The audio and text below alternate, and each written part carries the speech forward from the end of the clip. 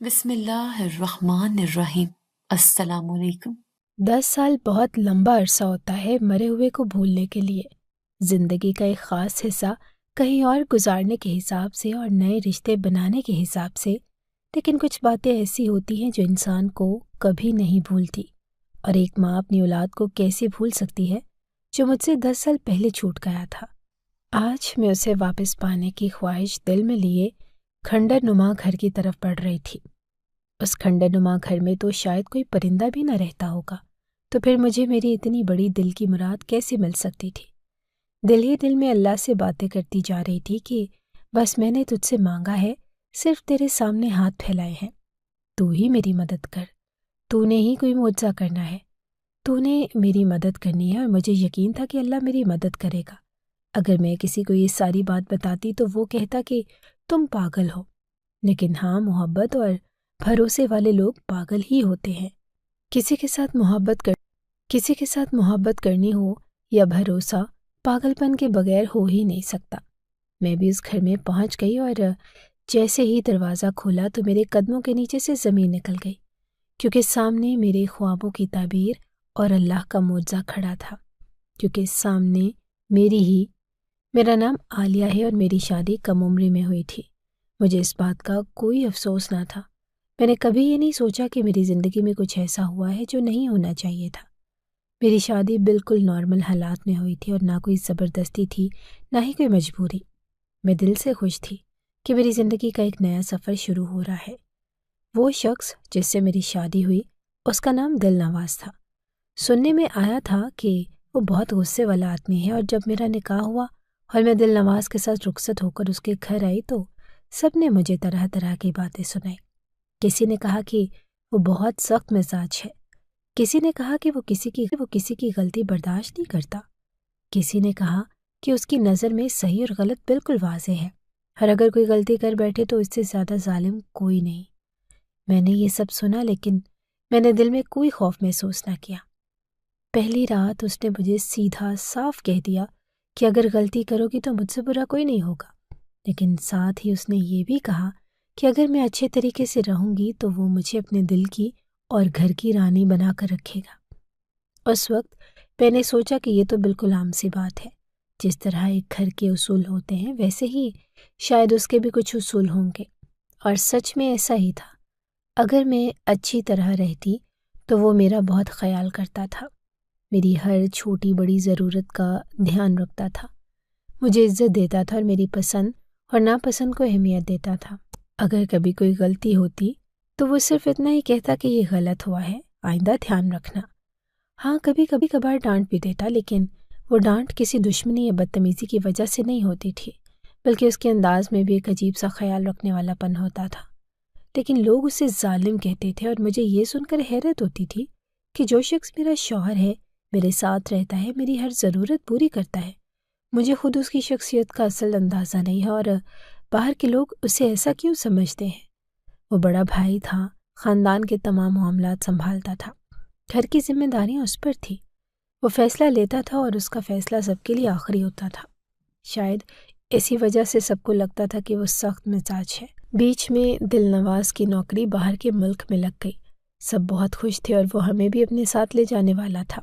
سب کچھ اچھا جا رہا تھا، لیکن اس وقت پتہ چلا کہ میں ماں بننے والی ہوں اور مجھ پر فی الحال سفر کرنے کی پابندی تھی۔ اس نے کہا کہ کوئی بات نہیں، جب اولاد اس دنیا میں آ جائے گی تب چلے جائیں گے۔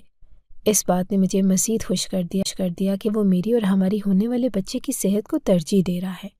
سب لوگ میری قسمت پر رشک کر رہے تھے، کہہ رہے تھے کہ ایک تو اچھا بھلا شوہر مل گیا جو مردوں میں مرد جیسا لگتا ہے، اور پھر اولاد بھی ہونے والی ہے، اور جیسے ہی اولاد ہوگی ہم سب باہر کے ملک چلے جائیں گے۔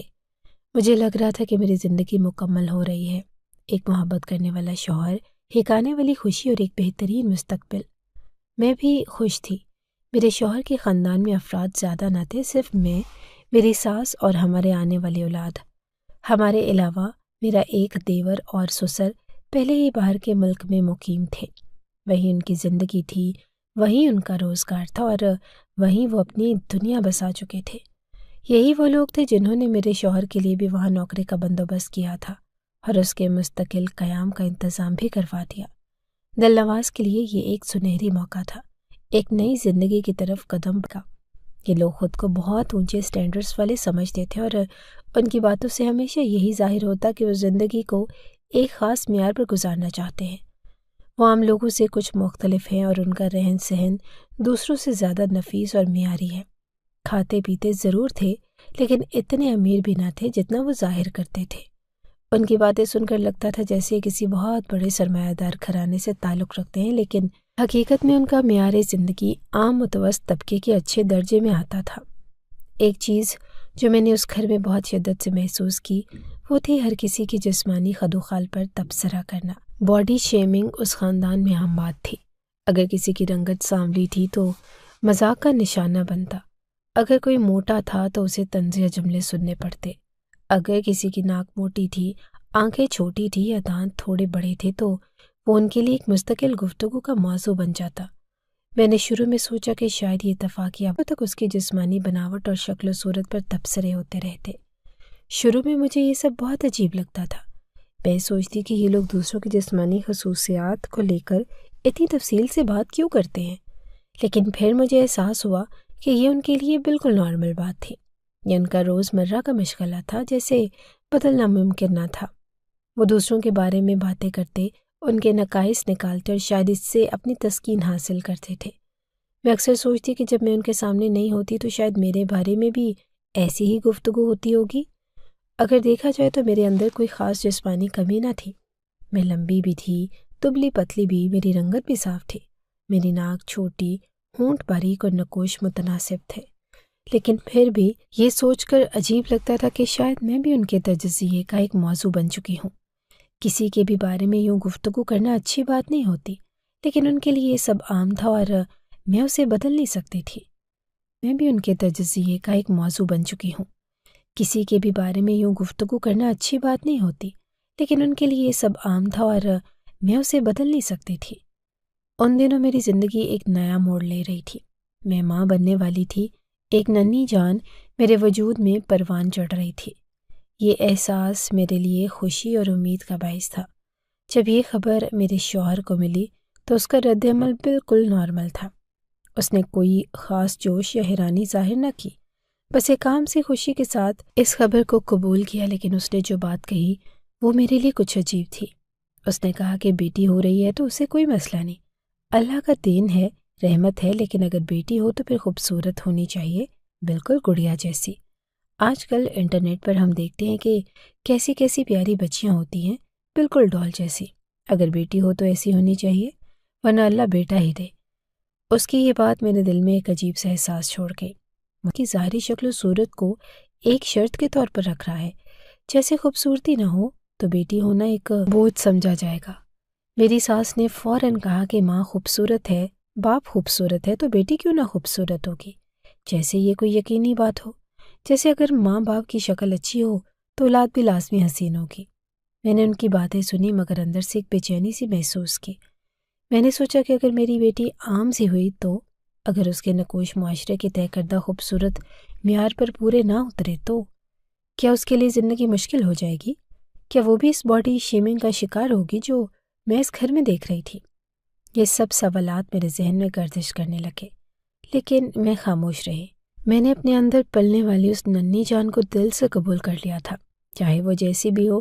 میرے لیے وہ صرف ایک بچی نہیں تھی، وہ میری دعا تھی، میری محبت اور میرے وجود کا حصہ۔ میرے کمرے میں خوبصورت بچوں کے پوسٹر لگے ہوئے تھے۔ یہ منظر دیکھ کر میرے دل میں ایک عجیب سا احساس جاگتا تھا۔ یہ بچے کسی اور دنیا کے لگتے تھے، کسی ایسی دنیا کے جہاں سب کچھ مکمل اور بے عیب ہو۔ میں حیران ہوتی تھی کہ ہمارے جیسے گندمی رنگ کے لوگوں کے گھروں میں ایسے بچے کیسے پیدا ہو سکتے ہیں۔ حقیقت تو یہ تھی کہ ہمارے پاکستانی بچوں کی شکل و صورت ان سے مختلف ہوتی تھی، لیکن اس کے باوجود لوگ ہمیشہ خوبصورتی کے ان مغربی معیاروں کو ہی دیکھتے تھے۔ یہ صرف میرے شوہر اور ساس کی پسند نہ تھی، بلکہ پورے خاندان کا نظریہ یہی تھا۔ وہ خوبصورتی کے پجاری تھے۔ ان کے لیے کسی بھی چیز کا سب سے پہلا معیار یہی تھا کہ وہ ظاہری طور پر کیسی دکھتی ہے۔ مجھے آہستہ آہستہ یہ احساس ہونے لگا کہ میری شادی بھی شاید اسی معیار پر کی گئی تھی۔ میں خوبصورت تھی، اسی لیے مجھے منتخب کیا گیا۔ میری تعریفیں ہوتی تھی، میری شکل و صورت کی بار بار بات کی جاتی تھی اور مجھے ایسے پیش کیا جاتا تھا جیسے میں کوئی قیمتی چیز ہوں جو ان کے معیار پر پوری اتری ہو۔ جب میری شکل و صورت کی بار بار بات کی جاتی تھی اور مجھے ایسے پیش کیا جاتا تھا جیسے میں کوئی قیمتی چیز ہوں جو ان کے معیار پر پوری اتری ہو۔ جب ہم کسی تقریب میں جاتے تو مجھے ہمیشہ سب سے بہترین لباس پہننے کے لیے کہا جاتا۔ میرے شوہر اور ساس کو یہ پسند نہ تھا کہ میں عام سے کپڑوں میں جاؤں۔ وہ مجھے خاص طور پر تیار کرواتے، میرے لیے مہنگے سوٹ لاتے اور مجھے بیوٹی پارلر بھیجتے تاکہ میں سب سے منفرد لگوں۔ جب میں محفل میں جاتی تو لوگ میری طرف متوجہ ہو جاتے۔ میرے شوہر اور ساس کو یہی لمحہ سب سے زیادہ پسند آتا اور وہ بڑے فخر سے کہتے کہ ہماری بہو ہے، ہم نے بڑی چن کے لائی ہے، جیسے میں کوئی ایسی چیز ہوں جس پر انہیں دوسروں کے سامنے فخر کرنا ہے۔ شروع میں مجھے یہ سب اچھا لگتا تھا، کون سی لڑکی ایسی تعریفیں سن کے خوش نہیں ہوتی، لیکن آہستہ آہستہ مجھے محسوس ہونے لگا کہ ان کی محبت میری ذات کے لیے نہیں بلکہ میری ظاہری خوبصورتی کے لیے تھی۔ میں سوچنے لگی کہ اگر میں عام سی شکل کی ہوتی تو کیا یہ لوگ مجھے، اگر میں ان کے بنائے ہوئے خوبصورتی کے معیار پر پوری نہ اترتی تو کیا مجھے بھی وہی باتیں سننی پڑتی جو میں نے ان کے گھر میں دوسری عورتوں کے بارے میں سنی تھی۔ میرا دل دھڑکنے لگا جب میں نے اس حقیقت کو محسوس کیا۔ میں نے سوچا کہ جب میری بیٹی پیدا ہوگی تو کیا یہ لوگ اسے بھی اسی معیار پر پرکھیں گے؟ اگر وہ ان کی پسند کے مطابق نہ نکلی تو کیا وہ بھی تنقید اور مایوسی کا نشانہ بنے گی؟ میرے شوہر نے اب جانے کی تیاری کر لی تھی۔ وہ بے حد خوش تھا، جیسے کوئی بہت بڑی کامیابی اس کے قریب آ رہی ہو۔ اس کا کہنا تھا کہ زیادہ وقت ضائع نہیں کریں گے، بس بیٹی دنیا میں آ جائے اور پھر فوراً روانہ ہو جائیں گے۔ وہ سب کچھ پہلے سے طے کر چکا تھا اور اس نے مجھ سے کہا کہ اپنے بیگ بھی ابھی سے تیار کر لو، کیونکہ بعد میں یہ سب کچھ کرنا مشکل ہو جاتا ہے۔ میں نے بھی اپنے بیگ پیک کر لیے۔ میں نے چھوٹے چھوٹے کپڑے بھی رکھے تھے جو میں نے اپنی بیٹی کے لیے خریدے تھے، نرم گلابی رنگ کے کپڑے جو میں نے بڑے شوق سے لیے تھے۔ میں نے ہر چیز کا خیال رکھا کہ جب وہ اولاد دنیا میں آ جائے گی، اور میری ساس اور شوہر دونوں بہت پرجوش تھے۔ وہ اکثر بیٹھ کر مستقبل کے بارے میں بات کرتے، کیسے ہم باہر کے ملک میں جا کر ایک نئی زندگی شروع کریں گے، کیسے وہاں سب کچھ بدل جائے گا۔ ان کے خواب بہت بڑے تھے اور ان خوابوں میں سب کچھ تھا، لیکن کہیں نہ کہیں میں نے محسوس کیا کہ ان خوابوں میں محبت، احساس یا جذبات کی وہ گہرائی نہ تھی جب میں چاہتی تھی کہ میرے اندر ایک ہلکی سی بے چینی تھی، ایک عجیب سا خوف جو میں کسی سے کہہ نہ سکتی تھی۔ میں نے اپنی آنے والی بیٹی کے لیے دعا کی، اس کے لیے اپنے دل میں بے پناہ محبت محسوس کی۔ میں جانتی تھی کہ وہ چاہے کیسی بھی ہو میرے لیے سب سے خوبصورت ہوگی، لیکن کیا یہ دنیا بھی اسے اسی نظر سے دیکھے گی؟ یہ سوال میرے ذہن میں ایک گونج کی طرح موجود تھا اور اس کا کوئی جواب میرے پاس نہ تھا۔ کبھی کبھی انسان کچھ ایسا کر گزرتا ہے جس کی اسے کبھی امید ہی نہیں کی طرح موجود تھا، اور اس کا کوئی جواب میرے پاس نہ تھا۔ کبھی کبھی انسان کچھ ایسا کر گزرتا ہے جس کی اسے کبھی امید ہی نہیں ہوتی، اور بعض اوقات زندگی کچھ ایسے موڑ پر لے آتی ہے کہ جو بھیانک خواب لگتا ہے لیکن وہ حقیقت ہوتا ہے۔ میرے ساتھ بھی کچھ ایسا ہی ہونے والا تھا، بلکہ ہو چکا تھا، اور میں کچھ بھی نہیں کر سکی۔ میری ولادت ہو گئی، میری بیٹی اس دنیا میں آ چکی تھی۔ جیسے ہی میں نے اسے دور سے دیکھا میرے دل میں ایک عجیب سا احساس پیدا ہوا۔ شاید یہ وہ ماں کی محبت تھی جس کا میں نے ہمیشہ تصور کیا تھا، لیکن اس محبت میں ایک ہلکی سی حیرانی بھی شامل تھی۔ میں نے ڈاکٹر سے پوچھا کہ ڈاکٹر، یہ میری بیٹی ہے؟ ڈاکٹر نے مسکرا کر کہا کہ جی ہاں، یہی آپ کی بیٹی ہے، لیکن آپ نے ایسا کیوں پوچھا؟ میں نے ہچکچاتے ہوئے کہا کہ پتہ نہیں، وہ مجھے کچھ عجیب سی لگ رہی ہے۔ ڈاکٹر نے نرمی سے سمجھایا کہ کچھ بچے جب پیدا ہوتے ہیں تو آکسیجن نہیں ملتی، جس کی وجہ سے وہ ہلکے سیاہی مائل لگ سکتے ہیں، لیکن جیسے ہی انہیں ہوا ملتی ہے اور خون کی روانی بہتر ہوتی ہے، ان کا رنگ نارمل ہو جاتا ہے۔ میں نے ڈاکٹر کی بات سنی، لیکن میرے دل میں عجیب سی بے چینی تھی۔ وہ میرے احساسات کو محسوس کرتے ہوئے بولی، ارے ہر طرح کے بچے پیدا ہوتے ہیں اور شروع میں سبھی بچے ایک جیسے نہیں ہوتے، آپ فکر نہ کریں، کچھ دنوں میں سب کچھ ٹھیک ہو جائے گا۔ میں نے زبردستی خود کو تسلی دی، لیکن اندر ہی اندر مجھے محسوس ہو رہا تھا کہ کچھ ٹھیک نہیں۔ میری بیٹی جیسے ہی میرے شوہر اور ساس کے پاس گئی، وہاں ایک طوفان کھڑا ہو گیا۔ میں ابھی ہسپتال میں تھی، لیکن نرس نے مجھے بتایا کہ وہ دونوں فوراً ہی اسے دیکھ کر مایوسی کا اظہار کرنے لگے۔ یہ تو بالکل کالی ہے، اور میری ساس کی آواز گونجی، اس کی تو ناک کتنی چپٹی ہے، میرے شوہر نے بددل ہو کر کہا۔ وہیں کھڑے دوسرے لوگ بھی حیرت سے یہ سب سن رہے تھے۔ میرے شوہر اور ساس کی مایوسی اور نفرت بھرے جملے گویا پورے ہسپتال میں گونج رہے تھے۔ ہسپتال سے گھر آئی تو میرے زخم ابھی تازہ تھے، لیکن ان دونوں کے الفاظ میرے دل پر زخم کر چکے تھے۔ میں نے سوچا کہ یہ سب وقتی غصہ ہے اور وہ جلدی اپنی بیٹی کو قبول کر لیں گے، لیکن میرے شوہر نے ایک بار بھی اپنی بیٹی کو گود میں نہ لیا، نہ ہی اسے پیار سے دیکھا۔ میری ساس تو جیسے منہ بسوڑ کر بیٹھ گئی، جیسے کوئی بڑا نقصان ہو گیا ہو، لیکن میں اپنی بیٹی کو پا کر بہت خوش تھی۔ میں نے اس کے چھوٹے چھوٹے ہاتھوں کو پکڑا، اس کے نازک گالوں کو چھوا اور اس کی معصومیت میں کھو گئی۔ میں نے نوٹ کیا کہ اس کے کان کے قریب ایک خوبصورت پیدائشی نشان تھا جو بالکل دل کی شکل کا تھا، جیسے قدرت نے اسے خاص نشان دیا ہو، جیسے یہ مجھے یاد دلاتا ہو کہ یہ بچی میری محبت ہے، میری دنیا ہے، اور میں نے ابھی تک اس کا نام نہیں رکھا تھا۔ لیکن میں اس روز اس کا چہرہ دیکھ کر سوچتی کہ اس کا نام کیا ہونا چاہیے۔ وہ میرے لیے سب سے خوبصورت تھی، چاہے کوئی کچھ بھی کہے۔ ایک دن اچانک میرے شوہر نے کہا کہ ہمیں ایک دعوت میں جانا ہے۔ میں حیران ہوئی کہ اتنی جلدی باہر جانا کیسا، لیکن میں نے زیادہ سوال نہ کیے۔ وہ مجھے خاص طور پر تیار کروانے کے لیے لے گیا، جیسے کسی بڑی تقریب میں جا رہے ہوں۔ میں نے اپنی بیٹی کو ساس کے پاس چھوڑا اور چلی گئی، لیکن جب ہم اس جگہ پہنچے تو یہ کوئی گھر نہ تھا، یہ ایئرپورٹ تھا، اور میں نے حیرانی سے ادھر ادھر دیکھا اور میری ساس پہلے سے وہاں کھڑی تھی۔ یہ کیا ہو رہا ہے؟ میں نے پریشانی سے پوچھا۔ میری نظر فوراً میری ساس کے ہاتھوں کی طرف گئی، لیکن میری بیٹی کہیں نظر نہ آئی۔ میرا دل ایک دم دھڑکنے لگا۔ میری بیٹی کہاں ہے؟ میں نے گھبرا کر پوچھا۔ میرے شوہر نے نظریں چرائی اور میری ساس نے چپ چاپ ایک طرف دیکھنا شروع کر دیا۔ چلو، فلائٹ لیٹ ہو رہی ہے۔ میرے شوہر نے میرا ہاتھ پکڑ کر تیزی سے آگے بڑھنے کی کوشش کی، لیکن میری بیٹی کہاں ہے؟ میں نے روتے ہوئے کہا، لیکن کوئی جواب نہ دیا گیا۔ مجھے میری بیٹی کے پاس واپس لے جایا جائے، لیکن کسی نے میری ایک نہ سنی، اور میرے شوہر نے آخرکار ٹھنڈی آواز میں کہا، ایسی بیٹی کو ساتھ لے کے جائیں گے تو گوروں کے شہر میں لوگ ہم پر ہنسیں گے۔ یہ الفاظ میرے کانوں میں آگ کی طرح اتر گئے۔ میری سانس رکنے لگی اور میری دنیا اندھیری ہو گئی تھی۔ بس چھوڑ دیا اسے اور وہ وہیں رہے گی جس کی وہ قسمت ہے۔ یہ آخری الفاظ تھے جو میں نے سنے، اور اس کے بعد ہر چیز دھندلا گئی۔ میں نے چیخنا چاہا، شور مچانا چاہا، لیکن میرے اندر سے کوئی آواز نہیں نکل رہی تھی۔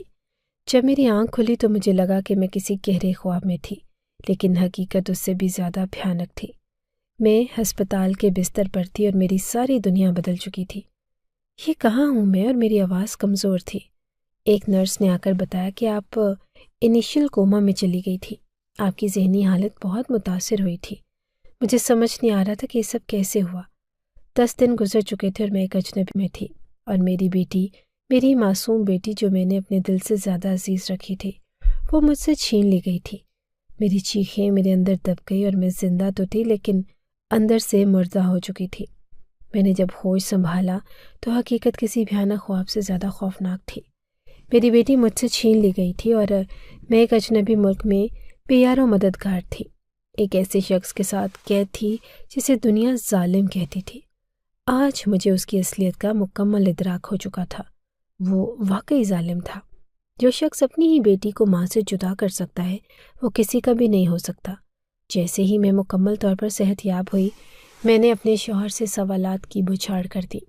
میں نے اس سے پوچھا کہ تم میری بیٹی کو چھوڑ کر کیسے آ سکتے ہو؟ وہ تو ابھی اتنی چھوٹی تھی۔ وہ میرے سوالوں سے بچنے کی کوشش کرتا رہا، لیکن میں پیچھے ہٹنے والی نہ تھی۔ آخرکار اس نے سرد لہجے میں کہا کہ میں نے انتظام کر دیا کی کوشش کرتا رہا، لیکن میں پیچھے ہٹنے والی نہ تھی۔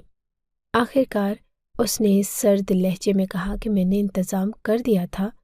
یہ جملہ میرے دماغ میں گونجنے لگا۔ کون سا انتظام؟ کیا ایک ماں سے اس کی اولاد چھین لینا انتظام کہلاتا ہے؟ میں جاننا چاہتی تھی کہ اس کا اصل مطلب کیا تھا۔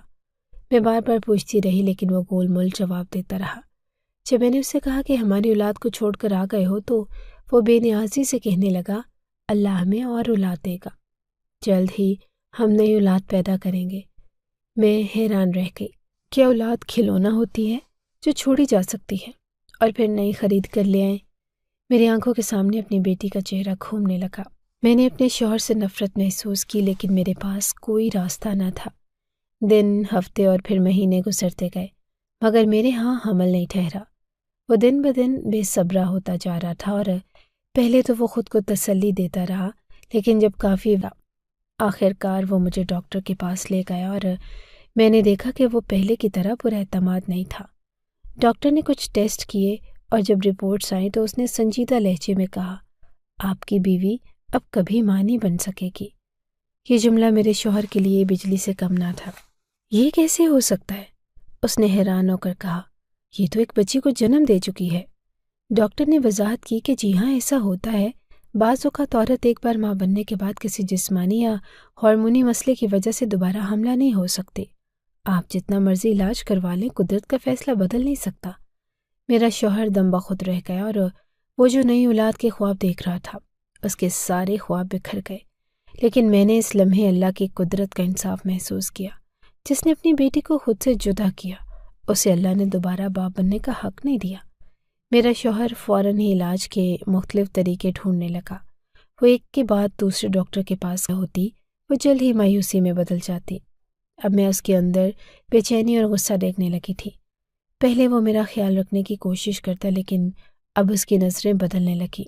اسے شاید یہ احساس ہو چکا تھا کہ وہ اب دوبارہ باپ نہیں بن سکتا۔ میری ساس بھی میرے سر پر سوار تھی۔ وہ مجھے برا بھلا کہنے کا کوئی موقع ہاتھ سے جانے نہیں دیتی۔ جب میرا دیور شادی کے بعد اپنے گھر میں آباد ہو گیا تو میرے سسر بھی وہیں جا کر رہنے لگے۔ اب ہم دونوں، میرا شوہر اور میں، بالکل تنہا رہ گئے تھے۔ پہلے جب میں تنہائی میں بیٹی کی جدائی کا غم محسوس کرتی تھی تو میرے شوہر کی بے رخی میرے زخموں پر نمک چھڑکنے کا کام کرتی، لیکن اب جب وہ بھی تنہا ہونے لگا تو میں نے اس کے چہرے پر پریشانی دیکھنی شروع کر دی۔ کبھی کبھار میں اسے بیٹھے بیٹھے سوچ میں گم دیکھتی۔ اس کی آنکھوں میں پریشانی ہوتی، جیسے وہ اپنے ماضی کے کسی فیصلے پر پچھتا رہا ہو۔ شاید وہ ابھی محسوس کرنے لگا تھا کہ اللہ نے اس سے اس کی گناہ دی۔ اس کی آنکھوں میں پریشانی ہوتی، جیسے وہ اپنے ماضی کے کسی فیصلے پر پچھتا رہا ہو۔ شاید وہ ابھی محسوس کرنے لگا تھا کہ اللہ نے اس سے اس کی گناہوں کا حساب لینا شروع کر دیا ہے۔ لیکن میں نے سوچا کہ اگر گناہ کرنے والے سزا کے بارے میں اتنا ہی سوچیں تو گناہ کیوں کرے؟ اسے اپنی سزا کا احساس ہو چکا تھا، مگر وہ کبھی اپنی غلطیوں پر شرمندہ نہیں ہوا۔ کبھی اس نے اعتراف نہیں کیا کہ اس نے جو کیا وہ ظلم تھا۔ زندگی یوں ہی گزرتی رہی، لیکن میں اندر سے ٹوٹ چکی تھی۔ میری دنیا وہی رک گئی تھی، اور جب میری بیٹی کو مجھ سے چھینا گیا تھا اور میرا شوہر، وہ بھی اب وہ نہیں رہا تھا جو پہلے تھا۔ دن گزرتے جا رہے تھے، لیکن ایک سوال میرے دل میں ہمیشہ کانٹے کی طرح چبھتا رہتا تھا۔ میری بیٹی کہاں ہوگی؟ کیا وہ خیریت سے ہوگی؟ کیا وہ بھی ماں کی جدائی کو محسوس کرتی ہوگی؟ یہ سوچیں مجھے زندہ درگور کیے جا رہی تھی، اور میرا شوہر جو کبھی میرے غموں سے بے خبر تھا، اب خود اپنے ہی کیے گئے فیصلوں کی آگ میں، اور پھر سال گزرتے گئے۔ پھر پتہ ہی نہیں چلا کہ کب 10 سال بیت گئے، لیکن میرے لیے یہ 10 سال کسی قید سے کم نہ تھے۔ ہر دن میری بیٹی کی یاد میں گزرا، ہر لمحہ میں نے اس کی جدائی کا دکھ محسوس کیا۔ میں نے خود کو کبھی بھی اس غفلت میں مبتلا نہیں ہونے دیا کہ میں اسے بھول جاؤں۔ میں اسے کیسے بھول سکتی تھی؟ وہ تو میرے وجود کا ایک حصہ تھی، میرا خون، میرا دل، میری سانسیں۔ کئی راتیں ایسی تھی جب میں اپنی بیٹی کے بارے میں سوچتے سوچتے روتے ہوئے سو گئی۔ کبھی کبھی میں خواب میں اسے دیکھتی، کبھی وہ میرے قریب ہوتی، کبھی کسی اجنبی جگہ پر کھوئی ہوتی اور میں اسے ڈھونڈنے کی کوشش کر رہی ہوتی۔ میں ہر خواب سے تڑپ کر جاگتی اور میری آنکھیں پھیکی ہوتی۔ میرے شوہر کے ساتھ میرا تعلق اب محض ایک رسمی تعلق رہ گیا۔ وہ میرے لیے اجنبی ہو چکا تھا، اور شاید میں بھی اس کے لیے بدل گئی تھی۔ میں نے اس کے ساتھ رہنا چھوڑ دیا۔ کم بولتی تھی، کم سنتی تھی، اور دل میں صرف ایک ہی مقصد تھا، اپنی اولاد سنتی تھی اور دل میں صرف ایک ہی مقصد تھا، اپنی اولاد کو تلاش کرنا۔ ان 10 سالوں میں میں نے ایک پل کے لیے بھی اللہ سے دعا کرنا نہیں چھوڑا۔ میں نے روز سورہ یاسین پڑھ کر اپنی بیٹی کی حفاظت کے لیے اللہ سے فریاد کی۔ میں نے اللہ سے کہا، یا اللہ، میں اپنی بیٹی کو تیرے سپرد کر کے آئی تھی، میں اسے چھوڑ کر نہیں آئی تھی، تو اس کی حفاظت فرما، اسے اپنی امان میں رکھ اور مجھے کسی نہ کسی طرح اس سے ملا دے۔ اللہ کا وعدہ ہے کہ اگر بندہ صرف اسی سے مانگے تو وہی اس کے لیے کافی ہوتا ہے، اور میں نے واقعی صرف اسی سے مانگا۔ میں نے کسی انسان کے آگے ہاتھ نہیں پھیلائے، کسی سے مدد نہیں مانگی، اور بس اپنے رب کے در پر جھکی رہی۔ ایک دن جب میں کھڑکی کے پاس بیٹھی خاموشی سے باہر دیکھ رہی تھی میرا شوہر میرے پاس آیا اور میں نے مڑ کر بھی نہ دیکھا، لیکن اس کی آواز میں ایک عجیب سی نرمی اور شکستہ پن تھا۔ معاف کر دو مجھے، اس نے دھیمے لہجے میں کہا۔ میں نے کوئی جواب نہ دیا اور بس چپ رہی۔ وہ میرے قریب آ کر کھڑا ہو گیا اور کہا کہ بتاؤ تم کیا چاہتی ہو، تمہاری خواہش پوری کر دوں گا۔ میں نے گہری سانس لی اور پہلی بار اپنی دلی خواہش اس کے سامنے رکھی۔ مجھے پاکستان جانا ہے۔ وہ حیران رہ گیا، شاید اس نے سوچا بھی نہیں تھا کہ میں ایسا کچھ مانگوں گی۔ کس لیے؟ اس نے سوال کیا۔ میں اپنے ماں باپ سے ملنے جا رہی ہوں، اور میں نے مختصر جواب دے دیا۔ وہ کچھ لمحے مجھے دیکھتا رہا، پھر بولا کہ تم وہاں جا کر کیا کرو گی؟ اتنے سال گزر گئے ہیں اور سب کچھ بدل چکا ہے، یہ میں جا کر دیکھوں گی۔ شاید اسے اندازہ ہو چکا تھا کہ میں کسی بھی قیمت پر پاکستان جانے کا ارادہ رکھتی ہوں۔ آخر کار اس نے خاموشی سے اجازت دے دی، لیکن خود میرے ساتھ آنے کے لیے تیار نہ ہوا۔ جب میں ہوائی جہاز میں بیٹھی تو میرے دل کی دھڑکن تیز تھی، میری آنکھیں بند تھی اور میں اللہ کے حضور دعا کر رہی تھی، یا اللہ، میں تیرے حکم سے واپس جا رہی ہوں، میرے راستے آسان کر دے اور مجھے میری بیٹی کا سراغ دے دے۔ میں جانتی ہوں کہ جو چیز 10 سال پہلے کھو گئی ہو وہ آسانی سے نہیں ملتی، لیکن میں نے تجھ پر بھروسہ، نے تجھ سے امید باندھی تو معجزے دکھانے والا ہے، اور میں تیرے معجزے کا رنگ دیکھنا چاہتی ہوں۔ جب جہاز نے زمین کو چھوا تو میرا دل تیزی سے دھڑکنے لگا۔ میں پاکستان واپس آ چکی تھی اور اپنی مٹی میں، اپنے وطن میں۔ میرا پہلا کام اپنی بیٹی کو تلاش کرنا تھا، لیکن سوال یہ تھا کہ میں کہاں سے شروع کرتی۔ مجھے صرف اتنا معلوم تھا کہ وہ 10 سال پہلے کہاں تھی۔ میں نے سوچا کہ سب سے پہلے وہاں جانا چاہیے، شاید کوئی سراغ مل جائے، اور میں نے گاڑی لی اور اپنے اس پرانے گھر کی طرف روانہ ہو گئی جہاں کبھی میں نے اپنی زندگی کے سب سے خوبصورت دن گزارے تھے، جہاں میری بیٹی نے آنکھ کھولی تھی، جہاں میری ہنسی گونجا کرتی تھی، اور جہاں سے میری دنیا اندھیر ہو گئی تھی۔ راستے میں میرے دل میں کئی وسوسے آ رہے تھے۔ اگر وہ وہاں نہ ملی تو؟ اگر وہ کسی اور شہر میں چلی گئی تو؟ اور اگر وہ زندہ نہ ہوئی؟ میں نے فوراً یہ سوچ چھٹک دی۔ نہیں، میں نے اسے اللہ کے سپرد، رب مجھے مایوس نہیں کرے گا۔ یہ سفر صرف ایک ماں کا اپنی بیٹی کو ڈھونڈنے کا نہیں تھا، بلکہ یہ ایک یقین، ایک دعا اور ایک معجزے کے انتظار کا سفر تھا۔ میں نے اپنے شوہر کو پاکستان سے فون کیا اور کہا کہ میں اب کبھی واپس نہیں آؤں گی، میں نے تمہیں بس یہی بتانا تھا۔ مجھ پر آخری احسان یہ کرو کہ مجھے یہ بتا دو کہ تم نے میری بیٹی کے ساتھ کیا کیا تھا۔ آج 10 سال بعد اس نے اپنی زبان کھولی اور کہنے لگا کہ میرا ایک دوست ہے جو میرے آفس میں کام کرتا تھا، اس کا نام جنید ہے۔ میں نے اس کی ذمہ داری لگائی تھی اور اس کو کہا تھا کہ گھر جا کر وہاں پر ایک بچی پڑی ہوگی، اسے یتیم خانے میں دے دینا، اور اس نے کہا کہ وہ ایسا ہی کرے گا۔ یہ سن کر میرے قدموں کے نیچے سے زمین نکل گئی کہ اپنے ہی باپ نے اولاد کو یتیم خانے میں بھیجنے کا حکم دیا۔ میرے شوہر نے کہا کہ جو تم نے پوچھا میں نے بتا دیا، پر تم یہ کیوں کہہ رہی ہو کہ واپس نہیں آؤ گی؟ تو میں نے اسے کہا کہ اب میں کس منہ سے واپس آؤں گی اور تم کس منہ سے رہو گے میرے ساتھ؟ ہمیں بتا دیا، پر تم یہ کیوں کہہ رہی ہو کہ واپس نہیں آؤ گی؟ تو میں نے اسے کہا کہ اب میں کس منہ سے واپس آؤں گی اور تم کس منہ سے رہو گے میرے ساتھ؟ ہمارا رشتہ یہیں تک کا تھا۔ میں نے فون بند کر دیا اور مجھے نہیں پتا تھا کہ میں واپس جانے والی تھی یا نہیں، لیکن اس وقت مجھے اس آدمی پر سب سے زیادہ غصہ آ رہا تھا۔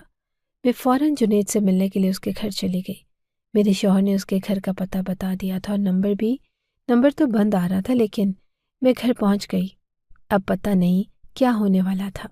اس نے کسی یتیم خانے میں میری بیٹی کو دیا تھا یا میں وہاں جاتی اور اس کو واپس لے لیتی۔ ایک طرح سے دیکھا جائے تو مجھے سب کچھ آسان لگ رہا تھا، شاید میں جلدی اپنی بیٹی سے ملنے والی تھی۔ میں نے فون بند کر دیا اور میرا دل بے تحاشا دھڑک رہا تھا۔ میری آنکھوں میں آنسو تھے، مگر اب یہ آنسو کمزوری کے نہیں، یہ آنسو غصے کے تھے، بے بسی کے تھے اور اس دکھ کے تھے جو مجھے سالوں سے سہنا پڑ رہا تھا۔ میں نے اپنی بیٹی کے بارے میں جاننے کے لیے 10 سال انتظار کیا، اور آئی تو میرے دل پر ایک نئی چوٹ لگی۔ میں نے فوراً جنید کے نمبر پر کال ملائی، مگر فون بند جا رہا تھا۔ میں نے دوسری بار، تیسری بار کوشش کی، مگر کوئی فائدہ نہ ہوا۔ اس وقت میرے پاس صرف ایک ہی راستہ تھا کہ میں خود جا کر اس سے ملوں۔ میرے شوہر نے اس کا پتہ دیا اور اب مجھے دیر نہیں کرنی تھی۔ میں نے فوراً رکشہ لیا اور اس گھر کی طرف روانہ ہو گئی۔ راستے میں میرے ذہن میں بے شمار سوالات آ رہے تھے کہ جنید نے واقعی میری بیٹی کو کسی یتیم خانے میں دیا تھا یا کہیں اور؟ اگر وہ یتیم خانے میں تھی تو وہ کس حال میں ہوگی؟ اگر وہ مجھے پہچان بھی لے تو کیا وہ میرے ساتھ جانے پر راضی ہوگی؟ اور اگر وہ مجھے نہ پہچانے تو میں اسے کیسے قائل کروں گی؟ میرا دل گھبرا رہا تھا، مگر میں نے خود کو مضبوط بنایا۔ اب پیچھے ہٹنے کا سوال ہی پیدا نہیں تھا۔ میں نے اللہ سے دعا کی کہ وہ میرے لیے آسانی پیدا کرے۔ کچھ دیر بعد میں جنید کے گھر کے سامنے کھڑی تھی اور ایک پرانا سا مکان جس کے دروازے ہلکا سا رنگ اترا تھا۔ میں نے زور سے دروازہ کھٹکھٹایا۔ کچھ لمحوں بعد ایک عورت نے دروازہ کھولا اور وہ درمیانی عمر کی تھی اور اس کی آنکھوں میں حیرانی تھی۔ جی، آپ کون؟ کس سے ملنا ہے؟ مجھے جنید سے ملنا ہے۔ وہ گھر پر نہیں ہیں۔ آپ کون ہیں؟ یہ ضروری نہیں کہ میں کون ہوں، بس مجھے یہ بتائیں کہ وہ کب تک آئیں گے۔ وہ کہنے لگی کہ وہ زیادہ تر شام میں آتے ہیں۔ میں نے کہا کہ مجھے ان سے بہت ضروری بات کرنی ہے، میں اندر آ سکتی ہوں؟ وہ عورت کچھ دیر تذبذب کا شکار رہی، مگر پھر پیچھے ہٹ کر راستہ دے دیا اور میں اندر داخل ہو گئی۔ گھر بہت سادہ تھا۔ ایک چھوٹا سا صحن تھا جہاں ایک چارپائی پڑی تھی اور میں اس پر بیٹھ گئی اور انتظار کرنے لگی۔ میرا دل بے چینی سے دھڑک رہا تھا۔ کچھ گھنٹے اسی انتظار میں گزر گئے۔ آخر کار دروازہ کھلا اور ایک آدمی اندر آیا۔ درمیانی عمر کا عام سا لباس پہنے ہوئے اس نے مجھے دیکھتے ہی حیرت سے آنکھیں پھیلا دی۔ آپ کون؟ میں کھڑی ہو گئی۔ تم جنید ہو؟ اس نے کہا کہ نہیں، میں جنید نہیں، جنید میرا بڑا بھائی تھا۔ آپ کو کیا کام ہے؟ میں نے کہا کہ اس کو بلاؤ، مجھے اس سے کام ہے۔ تو اس نے کہا کہ وہ تو اس دنیا میں نہیں ہے۔ میں نے اس سے کہا کہ کیا مطلب؟ یہ کیا بات ہوئی؟ کہنے لگا کہ ہاں، آج سے کچھ سال پہلے وہ ایک حادثے کا شکار ہو گیا تھا اور اس کے بعد سے اس دنیا میں نہیں رہا۔ میں نے کہا کہ کس دن ہوا تھا وہ حادثہ؟ جو تاریخ اس نے بتائی یہ تو وہی تاریخ تھی جب ہم لوگ جہاز میں بیٹھ کر روانہ ہوئے۔ اس کا مطلب کہ میرے شوہر نے جنید کو جو کام دیا تھا وہ کام کرنے سے پہلے ہی وہ اس دنیا سے چلا گیا اور اسی دن اس کا حادثہ ہو گیا۔ تو اس کا مطلب کہ میری بیٹی تو گھر میں اکیلی ہی رہ گئی ہوگی، کیونکہ جنید تو میری بیٹی تک پہنچا ہی نہیں تھا۔ میرا دل ٹوٹ گیا اور میری امید ٹوٹ گئی۔ کہاں میں سوچ رہی تھی کہ وہ مجھے یتیم خانے کا پتہ دے گا اور میں وہاں چلی جاؤں گی، اور اب میرے پاس اور کوئی راستہ نہ تھا۔ یہ خبر میرے لیے میری اولاد کی موت کی خبر جاتی ہوں اور گھر کو ہی دیکھ لیتی ہوں۔ وہیں پر تو ہی لے کر آئی تھی میں اپنی بیٹی، میں نے تو اس کا نام بھی نہیں رکھا تھا۔ گھر گئی تو سامنے کا منظر دیکھ کر قدموں کے نیچے سے زمین نکل گئی۔ میں نے اپنے قدم تیزی سے اٹھایا اور گھر کے اندر داخل ہو گئی۔ گھر وہی تھا مگر اب بہت مختلف۔ دیواروں میں دراڑیں پڑ چکی تھی اور چھت پر بھی جگہ جگہ سے پانی آ رہا تھا۔ ایک طرف کی دیوار بھی گر چکی تھی اور ملبے کے ڈھیر میں چھپ کر کچھ چیزیں پڑی ہوئی تھی۔ میں یہ منظر دیکھ کر دل میں شدید غصہ محسوس کر رہی تھی کہ کسی نے اس گھر کا خیال نہیں رکھا، اور وہ گھر جو کبھی میرے لیے خوشیوں کا مرکز تھا آج وہ کھنڈر بن چکا تھا۔ میں اندر داخل ہوئی اور اپنے ذہن میں بیٹی کی حفاظت کے بارے میں مسلسل سوچ رہی تھی۔ میں نے اللہ سے دل کی گہرائیوں سے دعا کی کہ وہ میری بیٹی کو اپنے حفظ و امان میں رکھے، اور پھر میں یاسین پڑھ کر اس کی حفاظت کی دعا کرتی رہتی تھی۔ دل میں ایک سوال اٹھا کہ اللہ نے میری بیٹی کی حفاظت کیوں نہ کی؟ کیا میری دعائیں بے اثر ہو گئی؟ ان تمام سوچوں میں غرق ہونے کے بعد جب میں نے دروازے کے قریب قدم رکھا، سامنے کا منظر میری آنکھوں کے سامنے آ گیا۔ میرے دل کی دھڑکن تیز ہو گئی۔ ایک چھوٹی سی لڑکی زمین پر بیٹھی کھیل رہی تھی۔ اس کی عمر تقریباً 10 سال ہوگی اور اس کی شکل کچھ فیملیئر تھی، مگر کچھ پکا یقین نہیں آ رہا تھا۔ جیسے ہی میری نظر اس کے چہرے پر پڑی میں ششدر ہو گئی۔ اس کے کان کے پاس تل کا نشان تھا اور یہ وہی نشان تھا جو میری بیٹی کا تھا۔ میرے جسم میں سنسنی سی دوڑ گئی اور میں فوراً اس کی طرف دوڑ پڑی۔ میرے قدم بے اختیار تیز ہو گئے۔ اس بچی کو گلے لگاتے ہوئے میری آنکھوں سے بے تحاشا آنسو بہنے لگے۔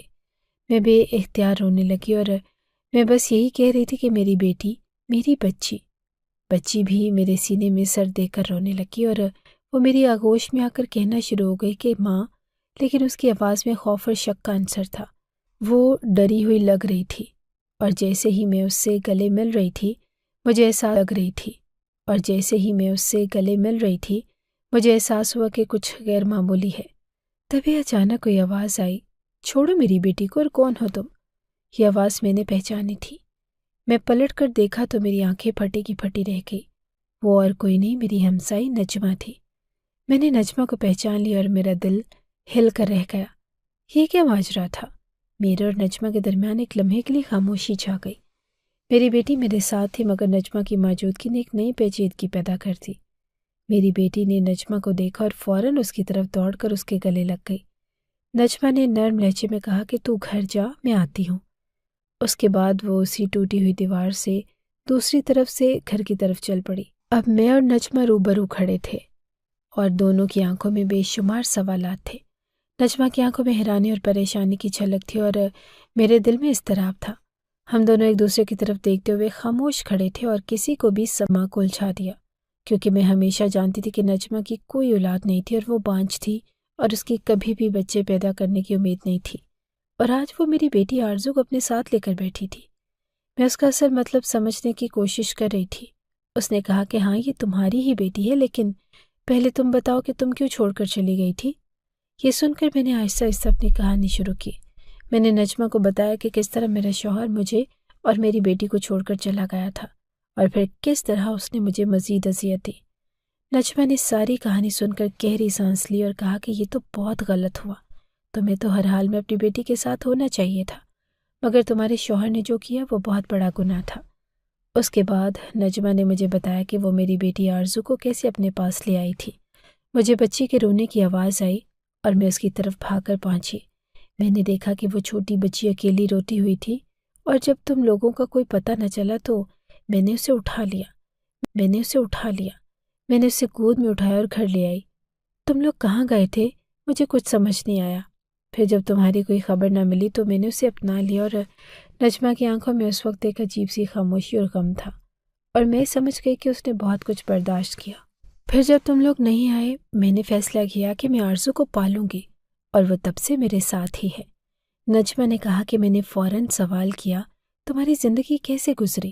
تو نجمہ نے بتایا کہ اس کا شوہر دوسری شادی کر کے چلا گیا تھا اور اسے طلاق دے دی۔ میرے شوہر نے میری بانجھ پن کی وجہ سے مجھے چھوڑ دیا۔ نجمہ نے کہا کہ میں نے خود محنت کی، مزدوری کی اور اپنی اور آرزو کی زندگی گزارنے کی کوشش کی۔ میرے دل میں ایک غم کی لہر دوڑ گئی۔ نجمہ نے آرزو کو ایک ماں کی طرح اپنا لیا تھا، اور آرزو اب نجمہ کو ماں سمجھتی تھی۔ میں نے نجمہ سے پوچھا کہ تم نے آرزو کا کیا نام رکھا؟ نجمہ نے مسکراتے ہوئے کہا کہ ہاں، میں نے اس کا نام آرزو رکھا ہے۔ اس کی باتوں میں ایک سکون تھا، وہ مجھے ماں ہی سمجھتی ہے، اور میرے دل میں یہ سوال آیا کہ ایک 10 سال کی بچی کو اس کہانی کے بارے میں کیسے بتایا جائے کہ وہ اصل میں کس کی بیٹی ہے اور کون اس کی ماں ہے؟ کیا وہ یہ سب سمجھ پائے گی؟ میں نے نجمہ سے کہا کہ ہمیں آرزو کو اس بارے میں کچھ نہیں بتانا چاہیے، وہ جو کچھ بھی سمجھتی ہے وہ ٹھیک ہے، ہم اس کی زندگی میں کوئی اور مداخلت نہیں کریں گے۔ نجمہ نے سر ہلا کر کہا کہ ہاں، میں بھی یہی سوچتی ہوں، ہم اس بچی کو اس کے بچپن میں خوش رکھنے کی کوشش کریں گے۔ پھر میں نے نجمہ سے کہا کہ میں اپنے شوہر کے پاس واپس نہیں جا رہی، اور میں آرزو کے ساتھ نجمہ کے ساتھ ہی رہنا چاہتی ہوں۔ میرے پاس کچھ پیسے ہیں اور میں ان پیسوں کو انویسٹ کر کے ایک چھوٹا سا کاروبار شروع کرنا چاہتی ہوں۔ میری آواز میں اعتماد تھا۔ ہم سب مل کر ایک نئی زندگی شروع کریں گے۔ اور نجمہ نے میری باتوں پر غور کیا اور پھر کہا کہ تمہاری باتیں مجھے بہت پسند آئیں، میں تمہیں اور آرزو کو ساتھ رکھنے کا فیصلہ کرتی ہوں۔ میں بھی تمہیں اپنی مدد فراہم کروں گی، اور اگر تمہیں کبھی ضرورت پڑی تو میں ہمیشہ تمہارے ساتھ ہوں گی۔ میرے دل میں سکون کا احساس تھا۔ نجمہ نے نہ صرف میری بیٹی کو گود لیا بلکہ میری زندگی کو بھی ایک نیا راستہ دکھایا۔ میں نے اس سے شکریہ کہا، اور پھر ہم دونوں نے ایک دوسرے کی طرف مسکرا کر دیکھا۔ زندگی کا نیا باب شروع ہونے والا تھا، اور ہم سب ایک ساتھ اس کی طرف بڑھ رہے تھے۔ اس موقع پر میں نے دل میں اللہ کا شکر ادا کیا کہ اس نے میری زندگی میں نجمہ جیسے لوگوں کو بھیج کر میرے لیے راستہ آسان کر دیا۔ اب ہم سب ایک نئے سفر پر نکلنے والے تھے، اور اس سفر میں ہمارا ساتھ ایک دوسرے کا تھا، اور اب میری زندگی کا اگلا قدم تھا کہ میں آرزو کے ساتھ ایک نئی منزل کی طرف بڑھوں، اور نجمہ کے ساتھ مل کر ہم اپنے نئے خوابوں کو حقیقت میں بدلے۔ نجمہ نے ایک دن آرزو کو بتایا کہ میں اس کی خالہ ہوں اور وہ اس کے ساتھ ہی رہنے والی ہے۔ شروع میں آرزو تھوڑی ہچکچائی، مگر نجمہ کی محبت اور دیکھ بھال نے اس کے دل میں اعتماد پیدا کیا۔ کچھ دنوں بعد میں نے آرزو کو سکھایا کہ وہ مجھے چھوٹی امی کہہ کر پکارے۔ یہ چھوٹا سا قدم میرے دل میں بہت سکون لایا۔ مجھے اپنی بیٹی واپس مل گئی تھی، اور میری دعائیں واقعی ضائع نہ کی گئی۔ اللہ نے مجھے اپنا معجزہ دکھایا تھا، ورنہ میری زندگی میں یہ لمحے کبھی نہ آ پاتے۔ میرے شوہر کا دل اتنا سنگ دل تھا کہ اس نے میری بیٹی کو اس طرح اکیلا چھوڑ دیا، لیکن پھر بھی اللہ نے اپنا کرم دکھایا۔ میری بیٹی جو ایک وقت میں میری زندگی سے دور ہو گئی، آج دوبارہ میرے ساتھ تھی، اور وہ کھنڈر گھر جہاں ایک وقت میں میرا دل ٹوٹا تھا، اب وہ میرے لیے ایک نیا آغاز بن چکا تھا۔ اب میں خوش تھی کیونکہ میری زندگی میں آرزو اور نجمہ کا ساتھ تھا۔ ہم تینوں ایک دوسرے کے ساتھ خوش و خرم رہ رہے تھے۔ ہر دن ایک نئی امید اور محبت کے رنگ تھے۔ میرا شوہر بار بار فون کرتا اور مجھے واپس آنے کا کہتا، مگر میں نے اسے ہمیشہ یہی کہا کہ میں واپس نہیں آؤں گی۔ جب وہ فون کرتا تو میں اس کی آواز میں کوئی خاص اداسی نہیں پاتی تھی۔ ایسا لگتا تھا کہ وہ مجھ سے نہیں بلکہ اپنی اکیلی زندگی سے بلانے کی کوشش کر رہا تھا۔ وہ شاید اپنے بڑھاپے میں کسی سہارے کی تلاش میں تھا، مگر میں اس کے لیے وہ سہارا نہیں بن سکتی تھی۔ وہ آدمی تھا جس نے اپنی اولاد کو یتیم خانے میں دینے کی کوشش کی، اور اس کی وجہ صرف یہ تھی کہ اس کے ہاں بیٹی پیدا ہوئی تھی۔ میں نے ہمیشہ اپنے دل میں یہ فیصلہ کیا کہ میں کبھی بھی ایسے انسان کا سہارا نہیں ہوں گی جو اتنی بزدلی دکھائے اور اپنے خاندان کو اس طرح چھوڑ دے۔ اس آدمی کو میں نے اپنے دل سے نکال دیا، اور اپنی بیٹی کے ساتھ خوش رہنا میری اولین ترجیح بن چکی تھی۔ اس سب کے باوجود میں نے نجمہ کا شکریہ ادا کیا، جس نے میری بیٹی کی حفاظت کی اور اسے ایک ماں کا سایہ دیا۔ جب میں خود اسے اپنی مشکلات کے سبب نہیں دے سکی تھی، نجمہ نے وہ سب کچھ کیا جو ایک حقیقی ماں اپنے بچے کے لیے کرتی ہے، اور اس کی مدد کی بدولت آج میری بیٹی محفوظ تھی اور میں بھی سکون کی زندگی گزار رہی تھی۔ اب میں، نجمہ، آرزو اور اپنے نئے طور طریقے سے زندگی گزارنے کی پوری کوشش کر رہی تھی۔ اس نئے باب میں میری دعائیں اور اللہ کی مدد شامل تھی، اور میں جانتی تھی کہ میری زندگی اب ایک نئی سمت میں چل پڑی تھی۔ آج بھی ہمارے معاشرتی رویے ہمیں ایک ایسا سوال پیش کرتے ہیں جس کا جواب تلاش کرنا ضروری ہے۔ کیوں آج بھی لوگ خوبصورتی اور بدصورتی کے پیچھے اتنے پاگل ہیں؟ اس بے بنیاد معیار کے پیچھے دوڑتے ہوئے ہم اکثر اپنی حقیقت اور اللہ کی تقدیر کو نظر انداز کر دیتے ہیں۔ اللہ نے ہمیں جو بھی شکل، رنگ یا جسمانی خصوصیات دی ہیں وہ اس کی تخلیق کا حصہ ہیں۔ یہ ہماری زندگی کی حقیقت ہے اور ہمیں اس پر شکایت کرنے کا کوئی حق نہیں۔ یہ حقیقت کم تھی کہ اللہ نے ہمیں اولاد دی تھی، لیکن پھر بھی ہم اس کے بارے میں سوچتے ہیں کہ وہ کس رنگ کی ہے، کس شکل کی ہے، یا کیا وہ ہماری توقعات کے مطابق نظر آتی ہے یا نہیں۔ ہم یہ بھول جاتے ہیں کہ اللہ نے ہمیں جو کچھ دیا وہ ہماری تقدیر اور اس کی حکمت کا حصہ ہے۔ ہمیں اس پر شکر گزار ہونا چاہیے، نہ کہ اس پر اعتراض۔ کہ یہ ہے کہ اللہ نے ہمیں زندگی دی تھی، ہمیں عقل دی تھی اور ہمیں اپنے راستے پر چلنے کی صلاحیت دی۔ پھر یہ کہ ہم کیوں خوبصورت یا بدصورت کی تمیز کرتے؟ کسی کے جسمانی ظاہری شکل کی بنیاد پر اسے قدر دینے یا کمتر سمجھنے کا کیا حق ہے؟ اللہ کی تخلیق پر کوئی اعتراض کرنا دراصل اللہ کے خالق ہونے پر اعتراض کرنا ہے۔ اللہ کی بنائی ہوئی ہر چیز کی اپنی ایک اہمیت اور مقصد ہے، اور اس سے نفرت کرنا دراصل خالق سے نفرت کرنے کے مترادف ہے۔ ہمیں یہ سمجھنا چاہیے کہ اللہ کی ہر تخلیق خوبصورت ہے، چاہے وہ شکل و صورت کے اعتبار سے ہماری پسندیدہ ہو یا نہ ہو۔ اصل خوبصورتی تو دل کی صفائی اور انسانیت میں ہے، اور یہی چیز ہمیں اللہ کے قریب لے جاتی ہے۔ اللہ نے ہمیں جو کچھ بھی دیا، ہمیں اس پر شکر گزار ہونا چاہیے اور اس کی تخلیق کے بارے میں سوچنا چاہیے۔